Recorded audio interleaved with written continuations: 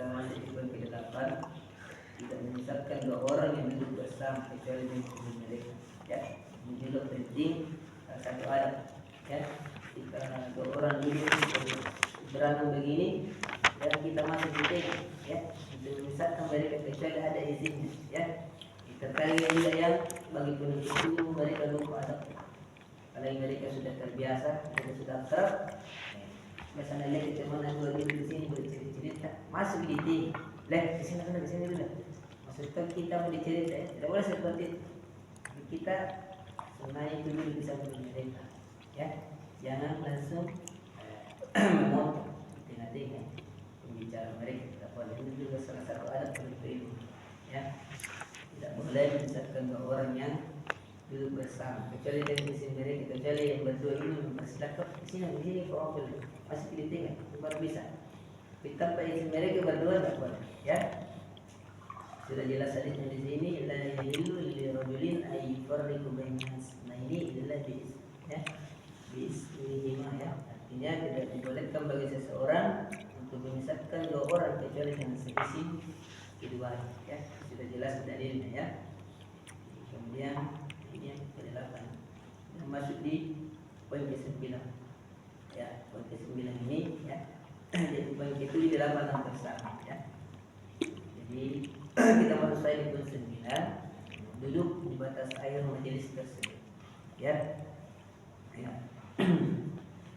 Jadi duduk di batas air, ya. Maksudnya di sini, ya, tidak boleh ketika kita dalam bermajelis taklim. Ini juga terkadang banyak yang lupa.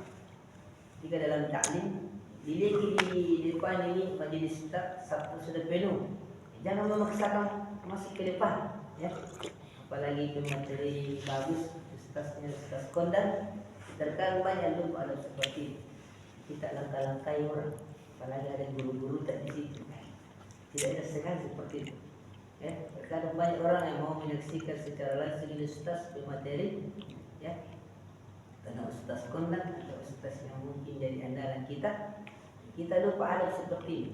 Terkadang kita datang di batas akhir, kita mau ke depan sekali, seperti itu, ya. Dengan cara melangkai guru-guru kita ini tidak beradab sekali. Banyak yang dilakukan pada hari ini. Benar-benar kita bertarbiyah menuntut ilmu supaya kita paham salah satu adab-adab seperti ini. Biasa mau foto, Ustaz. Tidak sepele, ya. Tetapi ini sangat penting. Ini menjaga muru'ah kita sebagai penuntut ilmu, kemuliaan kita, ya. Jadi kalau kita datang di batas akhir mungkin juga. Jangan dipaksakan maju ke depan kesan pertama, sementara sudah penuh di depan. Padahal kalau kita terlambat, jadi di situ saya, di mana kita ada tempatnya di batas akhir itu. Tidak boleh memaksakan, kecuali memang ada yang kosong itu saya. Kalau ada guru-guru tak ada, jangan kita lewat-lewat langkah-langkah itu, tidak menghormati sama sekali guru-guru kita. Ini juga jadi pelajaran. Banyak yang terjadi pada hari ini, apalagi kalau ada taklim, ya. Seperti di Majlis Yusuf itu, kalau ada taklim, kalau besar-besaran itu, banyak yang seperti ini, ya. Dia lupa adab bagaimana ketika berada di majelis saya. Dia di belakang, semua maksa lagi ke depan itu tidak didengar. Ya, itulah resikonya. Ya, kalau mau cepat, kalau mau di depan ya cepat datang. Ya, kalau perlu kita yang tunggu ustaz di situ. Jangan kita banyak di belakang lagi datang, mau lagi memaksakan pada depannya pun. Salah satu adab, ya. Boleh seperti duduk di batas air majelis, ya. Ya, sudah jelas dalilnya juga bisa disebutkan, ya. Katanya artinya Rasulullah mengatakan, ya, dahulu kami, ya, ada seorang Jabir bin Samurah, ya, salah satu sahabat mengatakan meriwayatkannya katanya, dahulu kami jika kami datang kepada Rasulullah, ya, sallallahu alaihi wasallam untuk bermajelis, ya, maksudnya seorang dari kami akan duduk di mana majelis itu berakhir, ya. Situ kami. Beginilah kebiasaan sahabat, ya. Ketika dia berada di belakang majelis akhir, dia di belakang kami duduk, ya. Tidak boleh memaksakan ke depannya seperti itu. Ini penjelasannya, ya. Kita singkat-singkat saja karena semua besar ini pembahasannya. Kemudian kita masuk di poin 10, boleh maju ke bagian depan saat ada tempat yang lowong.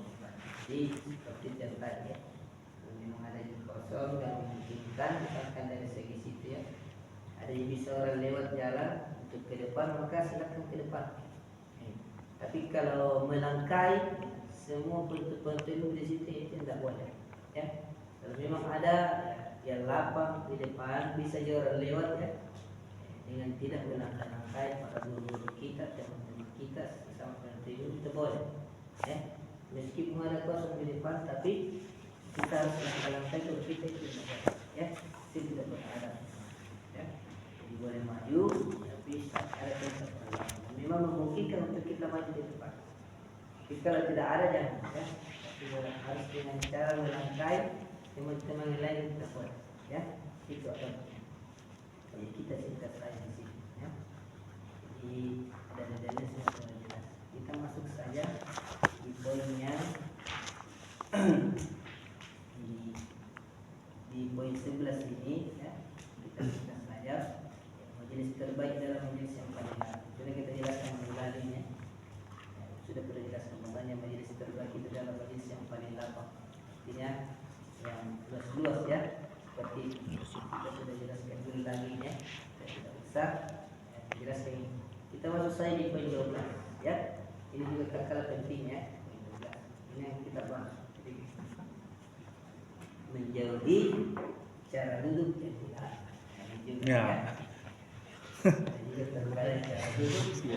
Ada cara duduk yang dibolehkan, ada yang dilarang, ada yang dilarang. Perlu kita Ya, duduk yang dilarang. Ya, jadi kita biasanya di 12 ini ada yang lain yang besar di dunia tentang bermajelis seperti ini ya, menjauhi cara duduk yang dilarang. Ya.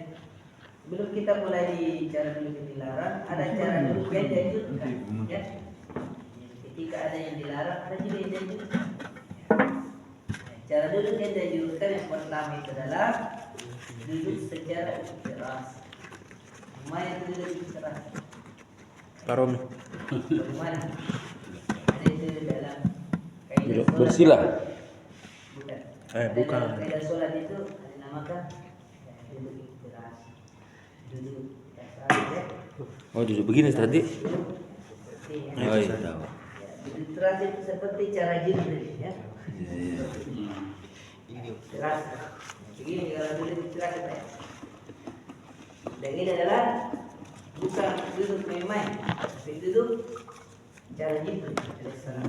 Ketika beliau pernah dalam sebuah hadis dikatakan malaikat Jibril itu mendatangi Rasul di sebuah majelis, ya.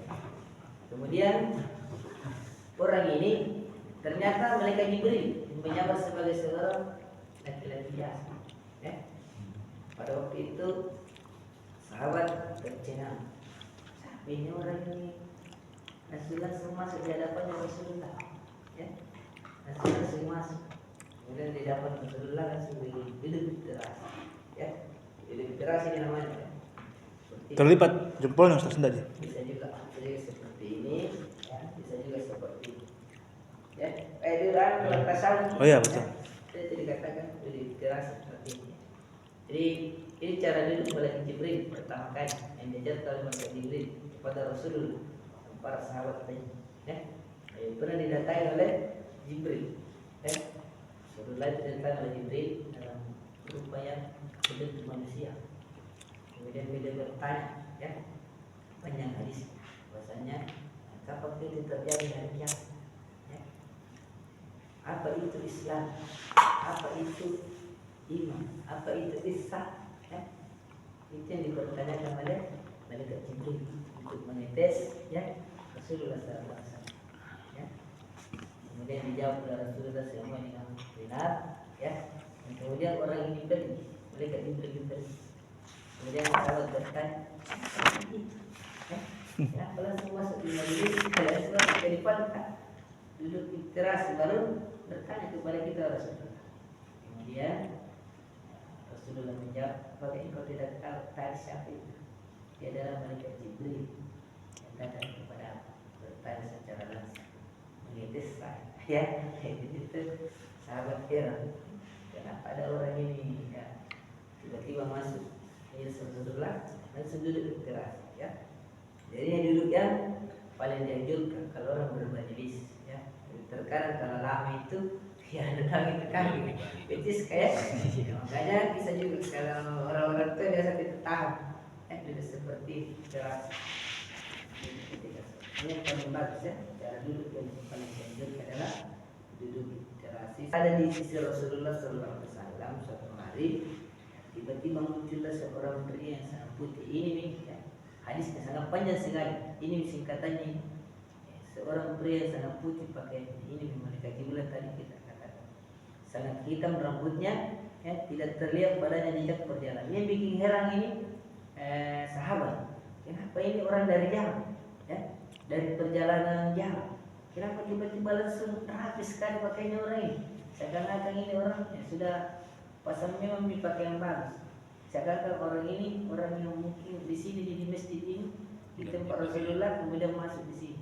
Kalau dari ciri-ciri dari perjalanan jauh tidak ada seperti itu. Pastikan rambutnya acak-acakan karena ada angin kencang badai yang ada mungkin kayak pasir karena terkadang ada juga badai pasir. Tapi orang ini sangat rapi. Orang ini sangat hitam rambutnya sangat rapi sekali. Beda dengan sahabat-sahabat yang lain. Makanya heran semua sahabat. Kenapa ada orang seperti ini? Ya, Rasulullah seperti ini orang ini ya, bukan orang sembarangan. Ini yang jelas kita lakukan di sini. Ini cuma singkat ini, kalau hadisnya sangat panjang ya. Namun tidak ada seorang pun di antara kami mengenal ini. Hingga dia kemudian duduk di hadapan Nabi Sallallahu Alaihi Wasallam lalu menyedarkan kedua lututnya ya, duduk di ya. Pada kedua lutut beliau lalu meletakkan kedua tangannya di atas paha beliau. Ya, ini juga salah satu sunnah ketika kita di pesantren itu menghafal itu atau merojak, ya, itu sunnahnya itu berhadapan lutut dengan guru senang banget. Ya, hanya itu siswa itu santri di sini tuh. Dia duduk di literasi itu lalu ya, menjelaskan hafalannya kepada guru. Ya, seperti itu yang dikatakan di pesantren itu di literasi. Karena itu memang contoh yang diberikan oleh Jibril ya, bersama Rasulullah SAW. Bagaimana kalau kita bertemu dengan guru kita, ya, itu di literasi. Ya, kemudian meletakkan kedua tangannya di atas paha. Dia begini caranya dulu. Ya. Dia duduk begini, literasi lalu tangannya di sini. Seperti orang tanya. Ini yang paling ya, dianjurkan ketika kita menuntut ilmu seperti itu ya.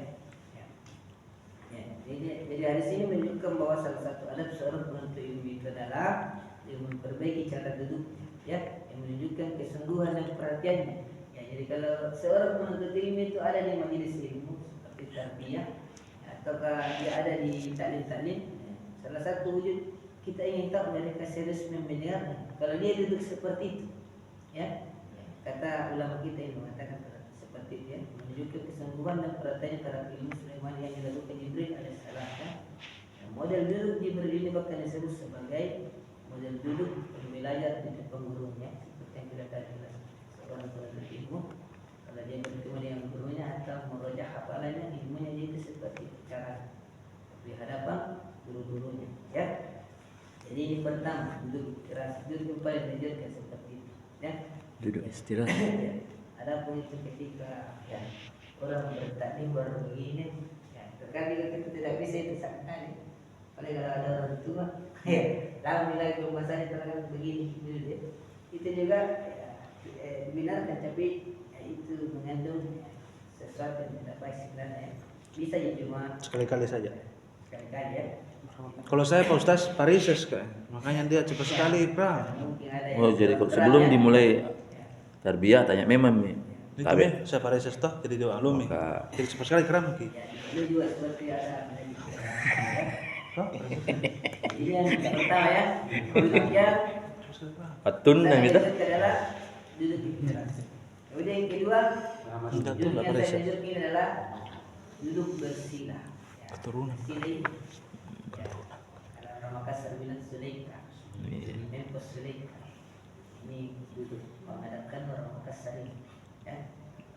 Orang Makassar itu kita datang ke rumahnya, kalau berdiri kita naik. Kalau dulu, biar sekarang tuh datang ke rumahnya, bertanya, saya di rumahnya itu salah satu, ya, salah satu sunnah. Jadi yang kedua ini duduk yang paling lanjut adalah duduk bersila, ya. Bagaimana hadis yang diriwayatkan oleh Jabir bin Samurah, ya. beliau berkata, artinya saya adalah Nabi Shallallahu Alaihi Wasallam jika selesai sholat subuh beliau duduk bersila di tempat duduk hingga terbit matahari yang sinar indah. Ya. Rasulullah juga seperti itu, sering duduk bersila di tempat duduknya sambil bersih-bersihkan ya, bersila seperti itu. Ya. Ini yang ada dua ya, duduk yang sejuk, duduk di terasi, kemudian duduk bersila. Ya. Itu jelaskan sedikit cara duduk yang dilarang. Ini juga ya, kita sebutkan. Jadi ada cara yang duduk yang saya diajarkan tadi, duduk terasi dengan duduk bersila. Ya. Sebaliknya ada juga cara duduk yang dilarang. Ya ini saya jelaskan sedikit ya. Ini tidak boleh. Jadi apalagi kita ini sudah terbiak untuk ilmu, kita harus tahu. Jangan sampai kita ada di majelis cara duduk kita seperti itu. Pasti Nabi lagi orang siapa mau Nabi aja dulu tidak pernah dia akan diajar kayak cara duduk seperti itu. Jadi bikin malu juga dulu nih seperti itu. Bukan kita ajarkan di sini. Adapun cara duduk yang dilarang, duduk dengan bertopang pada tangan kiri yang diletakkan di belakang. Maksudnya ya, tangan kiri diletakkan di belakang. Seperti itu. Ya. Padahal sudah sakit gitu udah bilang Tapi duduk bersila Ji. bersila lagi begini kan. Oh iya. Jadi kurang juga sudah seperti itu dilarang seperti itu. Karena memang hadisnya Mungkin kalau cepat dibiasakan makanya ya. Di sini dijelaskan makanya artinya tanya Rasulullah Sallallahu Alaihi Wasallam itu melintasi kata sahabat ini, melintasi itu sementara aku sedang duduk seperti ini tadi cara duduk. Kemudian Rasulullah lewat di depannya ini sahabat. Kemudian ya seperti aku meletakkan tangan kiri di belakang punggung, ya seperti ini di belakang punggung. Ya. Aku bertumpu pada tangan kanan, ya seperti ini lah, ya seperti ini cara duduk, ya. Kemudian lalu beliau bersabda, ini kata Rasulullah, tekankan jangan duduk seperti itu, karena Rasulullah mengatakan, apakah engkau duduk dengan cara duduk orang yang dimurkai? Ya, dan memang itu orang penghuni neraka juga seperti itu. Nanti cara duduknya seperti itu, ya. Dan juga kalau kita tidur dilarang itu, ya, tidur begini, kan? Ada ke atas itu. Kan? Tapi sebenarnya itu tidur seperti ini, ya. Kita perhatikan. Kayak bayi di kandungan kan Bang Di? Betul ya. Model. Jangan juga apalagi tidur seperti ini. Apa dilarang mukbang. Misal dia namanya. Sekali sama istri. Termasuk cara tiduran kita. kayak bayi. Tidak, harus kiri kanan. Harus kiri kanan. Balik tidur. Cara tidur seperti itu kalau tidak biasa kita Nah, tidak enak. ke sini terus. Tapi itulah sunnah. Itu Ketika vertigo. kita mengikuti sunnah Rasulullah itu tidur, maka itu mengandung hikmah semua. Ada pelajaran dari itu kesehatan juga sudah dijelaskan.